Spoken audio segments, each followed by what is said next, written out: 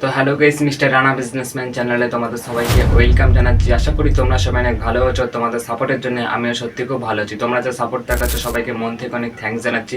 তো ভাই লোক, তোমাদের জন্য আজকে সুন্দর একটা ব্যবসা নিয়ে চলে এসেছি। তরমুজের ব্যবসা করে মাসে 45,000 টাকা কী করে ইনকাম করবে সেটাই এই ভিডিওতে বলবো। তার মানে বুঝতেই পারছো আজকের ভিডিওটা তোমাদের জন্য অনেক বেশি পরিমাণে দরকার আর অনেক বেশি পরিমাণে ইম্পর্টেন্ট। এই ভিডিওটা একটু স্কিপ না করে ভিডিওটা লাস্ট পর্যন্ত দেখার চেষ্টা করো। আর তোমাদেরকে একটাই রিকোয়েস্ট করবো, চ্যানেলে যদি নিয়ে হয়ে থাকো চ্যানেলটাকে সাবস্ক্রাইব করে নাও, কারণ এরকম unique video and important video তোমাদের জন্য ডেইলি আপলোড হতেই থাকে আমার চ্যানেলে।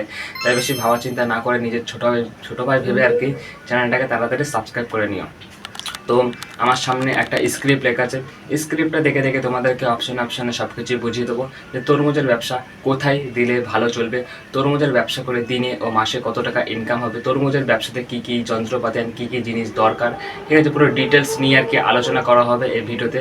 মানে আজকের ভিডিওটা প্রচুর পরিমাণে আর কি ধামাকা হতে চলেছে, এটাই আর কি শেষ, ঠিক আছে। তো ভিডিওটা শেষ অবধি দেখো আর টাকা ইনকাম করো, এটাই আমি চাই। তো শুধু ভিডিওটা শেষ অবধি দেখে থাকো।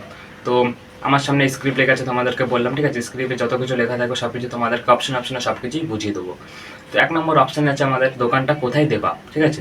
আমি তোমাদেরকে কমসে কম 5-6টা অপশান বলছি। 5-6টা অপশানের মধ্যে যে কোনো একটা অপশান চুজ করে যদি তুমি তরমুজের ব্যবসাটা দিয়ে দিতে পারো, অনেক ভালো পরিমাণে ইনকাম হবে, তোমার ডেলি ক্যাশ টাকা আসবে, ঠিক আছে। তোমরা যদি দেখেছো বড় বড় বাজার আছে, বড় বড় বাজারের মধ্যে তুমি যদি একবার এই তরমুজের বিজনেসটা আর কি খুলে দিতে পারো, অনেক ভালো পরিমাণে ইনকাম হবে তোমার ডেলি, ঠিক আছে। তরমুজের ব্যবসাটা বড় বাজারের মধ্যে দিয়ে দাও, অনেক বেশি পরিমাণে ডিমান্ডে থাকবে, ঠিক আছে। আর তোমরা তো দেখেছো ঠেলাই করে বা ভ্যানে করে সবাই সবজি ফল এসব বিক্রি করে, তুমিও কিন্তু ভ্যানে করে এই তুমিও কিন্তু ভ্যানে করে আর কি তরমুজ বিক্রি করতে পারো, অনেক ভালো পরিমাণে ইনকাম হবে তোমার ডেলি, ঠিক আছে।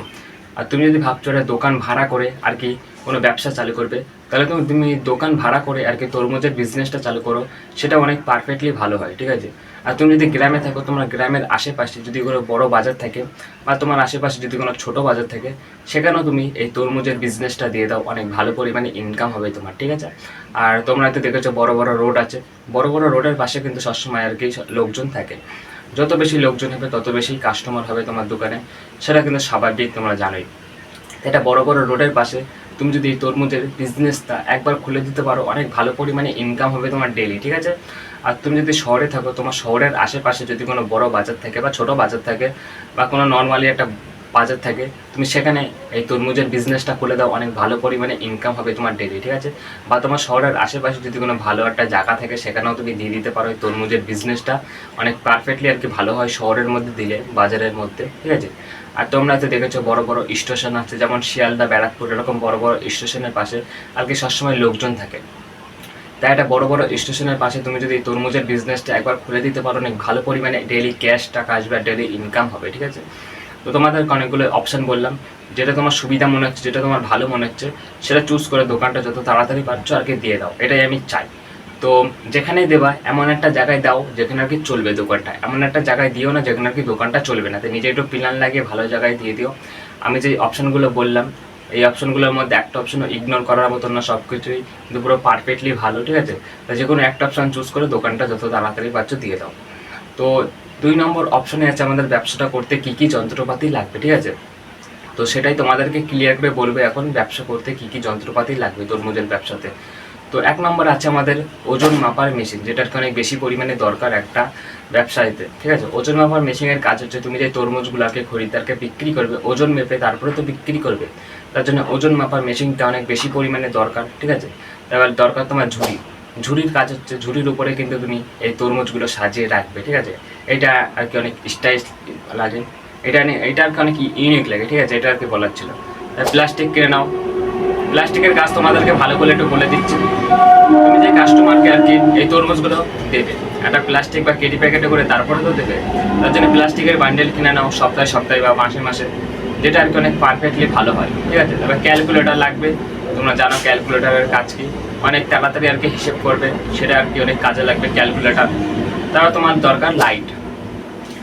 তুমি যদি ভাবছো একটা দোকান নিয়ে আর কি এই তরমুজের ব্যবসাটা চালু করবে, তাহলে তোমার লাইট দরকার। লাইটের কাজ হচ্ছে তোমরা জানো।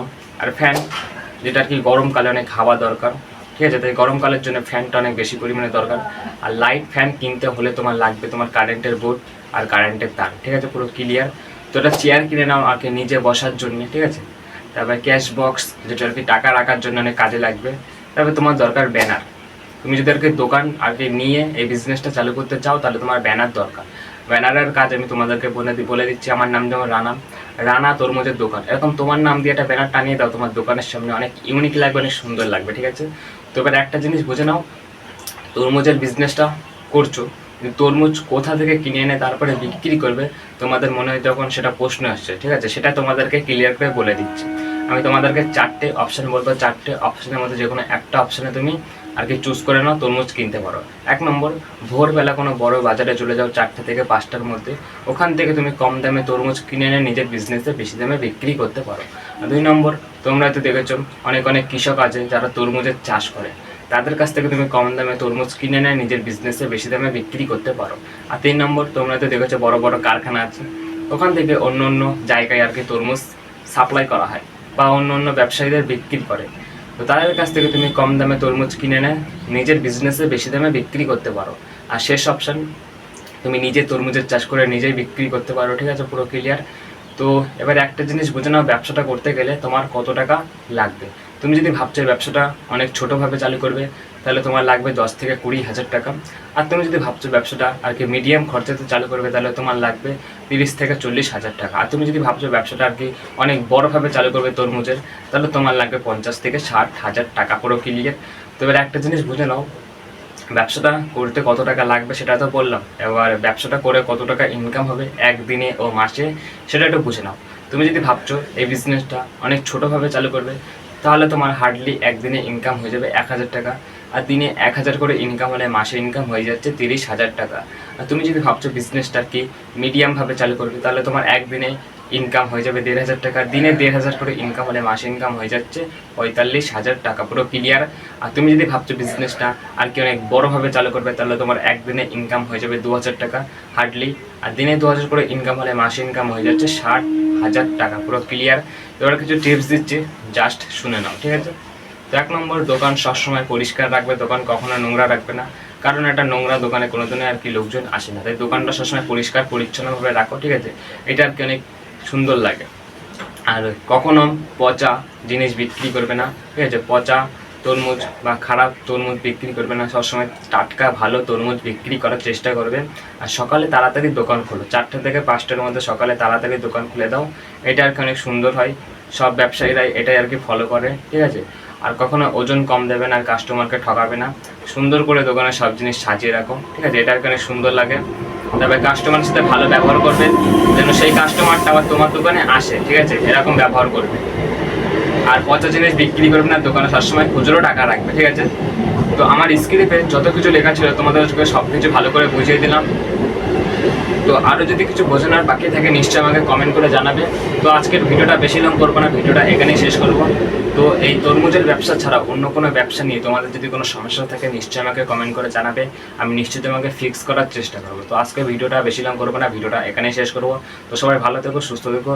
আবার নেক্সট ভিডিওতে তোমাদের সঙ্গে দেখা হচ্ছে। আজকের মতন টাটা।